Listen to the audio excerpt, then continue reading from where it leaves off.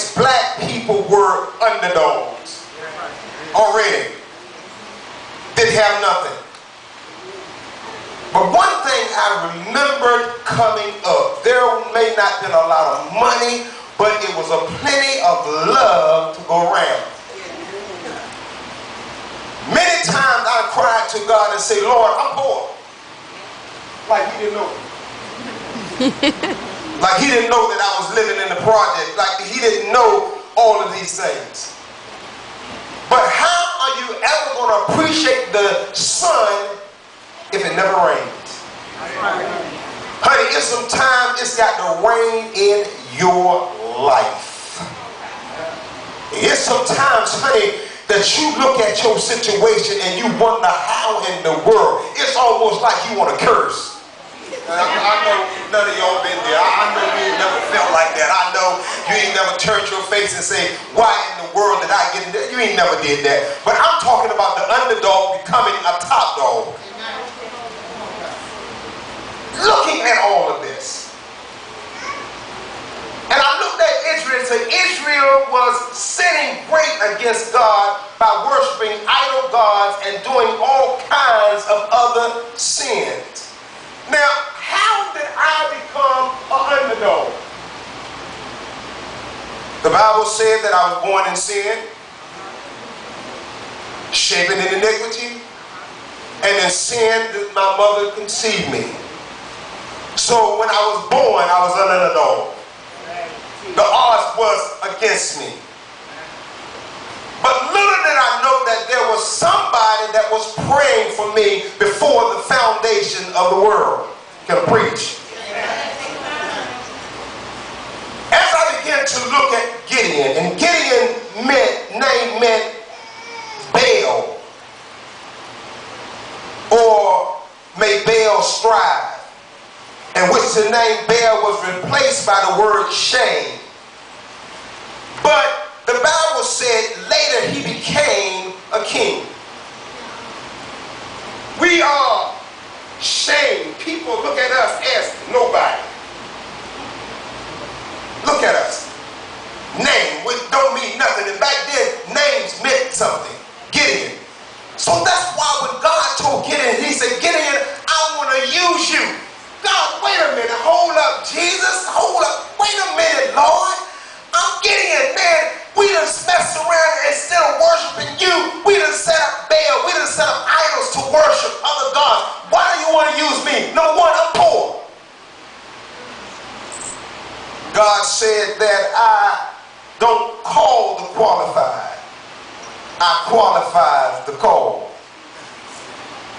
And Gideon began to look at this thing, and I'm sure he began to scratch his head. He said, okay, all right, Lord. He began to fleece the Lord. And began to talk to the Lord about some things. It said because of this, he sent the Midianites to rule over them for 7 years.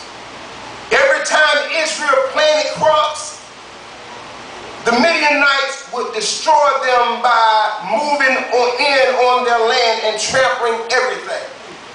Every time you try to set up a relationship with God,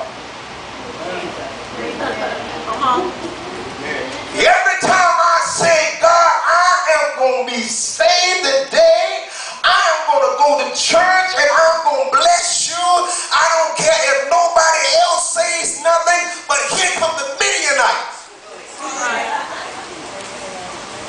Everything that I set up, they seem to be trampling it down.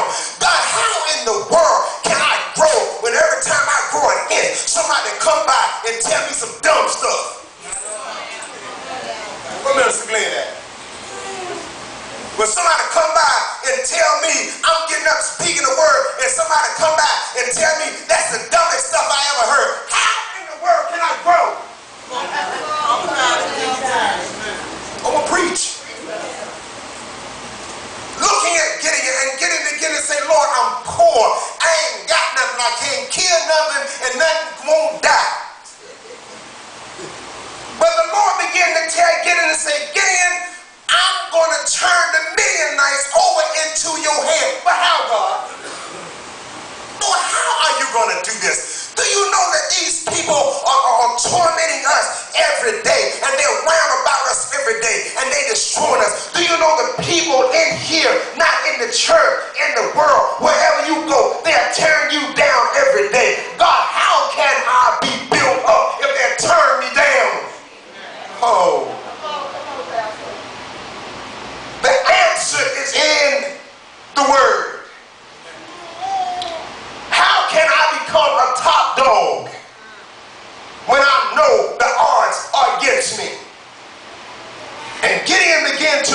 this saying, and God appeared unto Gideon and looked up from his word. He looked up from his word and replied, if God is with us, and this us, then why are the Midianites harming our crops and treating us so badly? In other words, God, if you with me, why am I going through all the hell that I'm going through? Come on.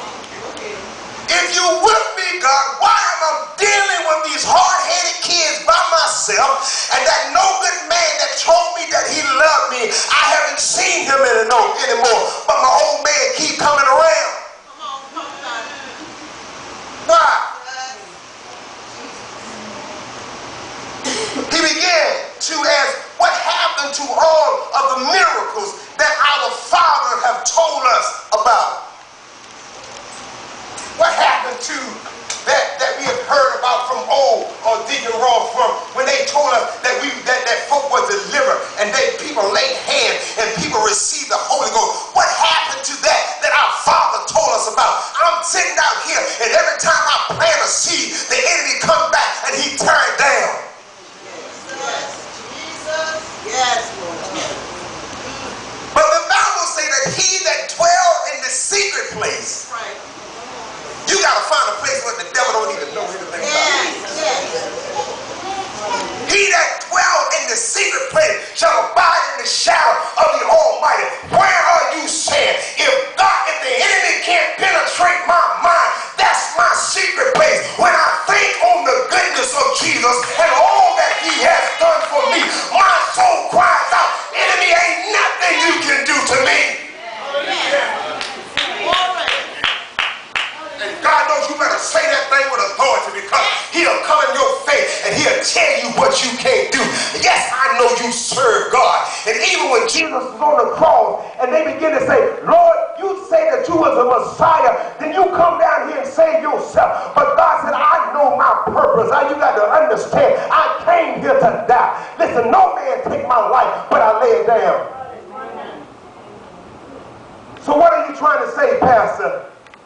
You have to look like a loser in order to come out a winner. Y'all looking like losers. You looking like a loser. Because the devil said, guess what, I got you.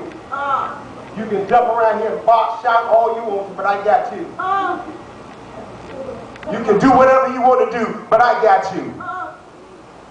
But when I start looking at what God has promised me, what he has predicted me, what he has predestined me to be, what he has told me that I was going to be, even though God knows I'm in the wash, God knows how many times y'all done wash your clothes, and God knows you done messed around and left a $20 bill in there, and you done pull all that clothes out the washer, and lo and behold, you broke as I don't know what, and you pull that $20 out. I don't care if it's wet, it survived.